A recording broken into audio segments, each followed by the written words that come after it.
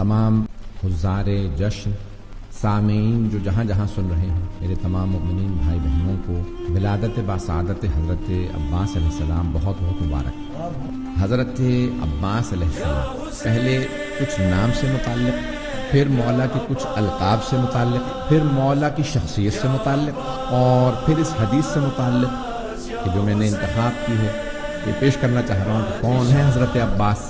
عزیزان گرامی، میں اور آپ جب نام رکھتے ہیں تو ہمارے ذہن میں پس منظر نہیں ہوتا، ہم نام رکھ دیتے ہیں جیسا بھی ہو، ہمیں پرواہ نہیں ہوتی کیسا ہے، ہم نام رکھتے ہیں اچھا۔ لیکن جب اہل بیت نام رکھتے ہیں تو وہ جب بچے کو آغوش میں لیتے ہیں یا تو وحی الہی پہ نام رکھا جاتا ہے یا پھر وہ بچے کو دیکھنے کے بعد اس کا مستقبل دیکھ لیتے ہیں، کیونکہ حدیث میں ہے کہ علم ما کانا وما یکون وما ہوا کائن کے مالک ہے، جو ہو چکا، جو ہو رہا ہے، جو ہونے والا ہے، سب کا علم ان کے پاس ہے۔ تو عزیزان گرامی، جیسے جناب سرور کائنات نے جیسے کہا یا علی میرے نواسے حسین کو آغوش میں لا دیجیے، تو آپ نے فوراً سوال کیا یا علی نام کیا رکھا؟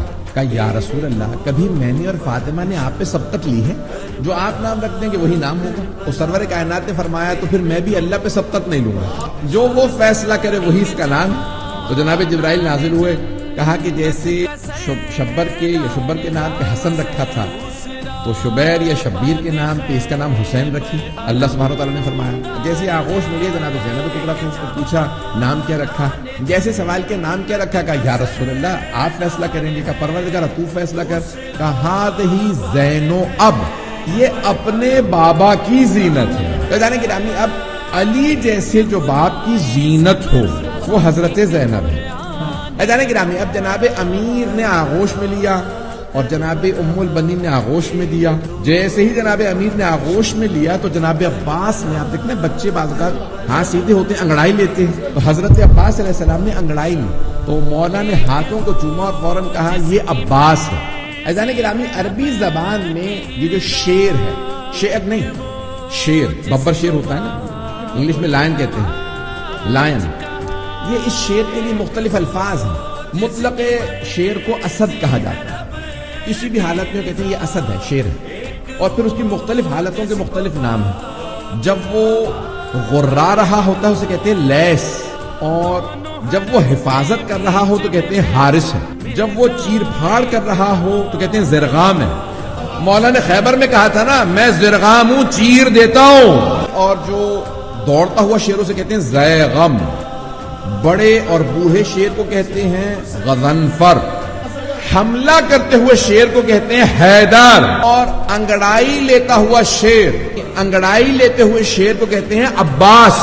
انگڑائی لیتا ہوا شیر، شیر جب اٹھتا ہے نا ایک مرتبہ تو انگڑائی لیتا ہے، بھئی یہ انگڑائی لینا وہی سمجھ سکتا ہے جو پہلوان ہو، تو جب شیر انگڑائی لیتا ہے تو کہتے ہیں یہ ہے عباس۔ عباس اس شیر کو کہتے ہیں جس سے شیر بھی فرار کریں۔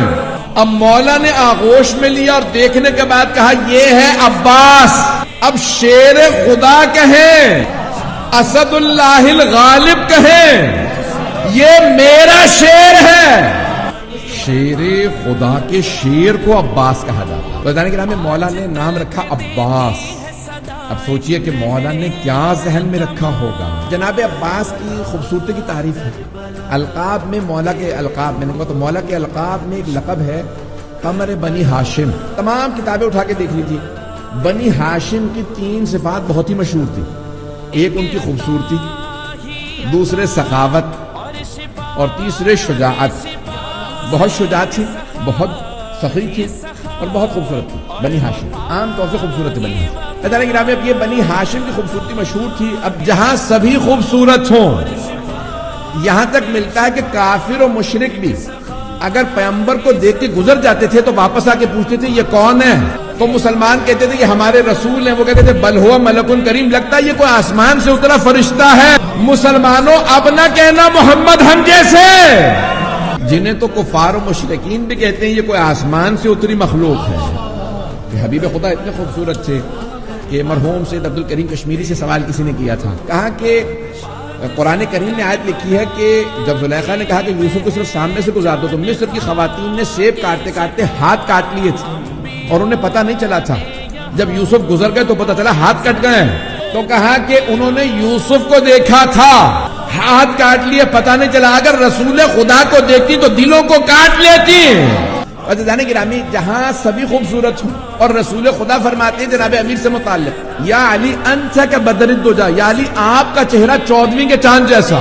یہ حبیب خدا فرما رہے ہیں، یا علی جب آپ کو دیکھتے لگتا ہے کہ چاند زمین پہ اتر آیا ہے، 14ویں کا چاند زمین پہ اتر آیا ہے۔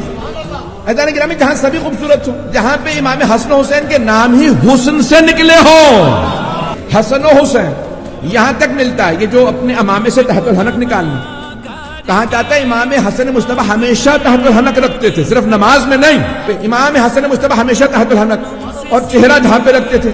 پوچھا کیوں؟ کہا اتنے خوبصورت تھے بازار رک جاتا تھا۔ عزیزان گرامی، پیغمبر اتنے خوبصورت، مولا کائنات ایسے، امام حسن حسین ایسے، جہاں سبھی خوبصورت ہو، کوئی عبداللہ ہو، والد رسول خدا جن کی خوبصورتی مشہور تھی، یہاں تک مورخین نے لکھا مکے کی ہر خاتون کہتی تھی مجھے عبداللہ سے شادی کرنی ہے، ہر خاتون جناب عبداللہ سے۔ جب جناب عبداللہ کی شادی ہو گئی نا تو ایک خاتون سے جناب عبداللہ نے کہا ابھی بھی شادی کرنا چاہتی ہو؟ کہا نہیں۔ کہا اب کیوں شادی کرنا نہیں چاہتی؟ کہا وہ جو آپ کی پیشانی پہ نور نظر آتا تھا اب وہ آمنہ کی پیشانی پہ بھی نظر آنے لگا۔ تو یہ عام خوبصورتی نہیں تھی، خاص تھی، یہ اللہ کا کرم تھا ان پہ، یہ دنیاوی خوبصورتی نہیں، یہ الہی خوبصورتی ہے، یہ چہروں پہ نور ہے۔ پہچانے گرامی، جہاں سرور کائنات ایسے جناب عبداللہ، جناب حمزہ، ایک سے ایک خوبصورت، لیکن اس گھرانے میں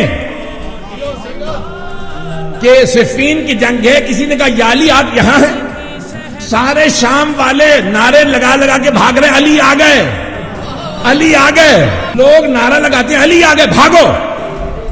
مولا نے کہا پھر جب میں یہاں ہوں، مسکرانے لگے، کہا تو لوگ کیوں کہہ رہے ہیں اسے کہ وہ علی ہے؟ کہا مولا آنکھیں آگ جیسی ہیں۔ مولا میدان جنگ میں، مولا جب جنگ کرتے تھے نا امیر المومنین، وہ صرف نماز میں تہلک نہیں نکالتے تھے، میدان جنگ میں اپنے چہرے پہ نقاب ڈال لیتے تھے۔ کسی نے سوال کیا یا علی یہ نقاب کیوں رکھتے ہیں آپ چہرے پہ؟ تو کہا کیونکہ میں تیز جنگ کرتا ہوں۔ اب لوگ کہتے تھے بھئی مولا بہت یعنی جو کی روٹی کھانے والے، وہاں جو پہلوان آتے تھے پورا پورا بکرا کھانے والے، بھئی امیر المومنین جب جو کی روٹی کھاتا ہوگا، پنڈلیاں مولا کی پتلی تھیں، بازو، لیکن جب جنگ کرتے تھے تو لگتا تھا کہ پوری کائنات ہل رہی ہے، اتنی رفتار سے جنگ کرتے تھے، بہت زیادہ پھرتی تھی۔ تو مولا کہتے تھے کہ دھول اڑتی ہے، مجھے اذیت کرتی ہے، میں اس لیے نقاب رکھتا ہوں۔ آنکھوں سے دشمن کو کھا جاتے تھے۔ مولا کی آنکھیں بہت بڑی بڑی تھی، بہت خوبصورت، اور یہاں تک ملتا ہے جب تلوار کھینچتے تھے تو دانتوں کو بھینچ لیتے تھے، جب بھینچتے تھے تو آنکھیں سرخ ہو جاتی تھی، بڑے بڑے سورما کا پتا پانی ہو جاتا تھا۔ عزیزان گرامی، اب وہ کہنے والا یہ کہہ رہا تھا وہ جو لڑ رہا ہے نا یا علی، آنکھیں اس کی آپ والی ہیں۔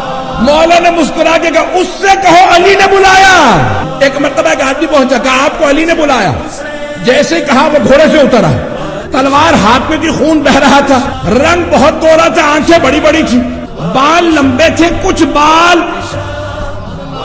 جو خول پہن رکھا تھا، آرمر پہن رکھا تھا، اس سے باہر نکلے تھے، بال بہت سیاہ، رنگ بہت گورا۔ جب دور سے آتا دیکھا تو علی ابن ابی طالب نے فرمایا ھذا قمر بنی ہاشم۔ جہاں سبھی خوبصورت ہو وہاں مولا کائنات فرمائیں یہ قمر بنی ہاشم ہے، یعنی سارے خوبصورتوں میں سب سے خوبصورت عباس ہے۔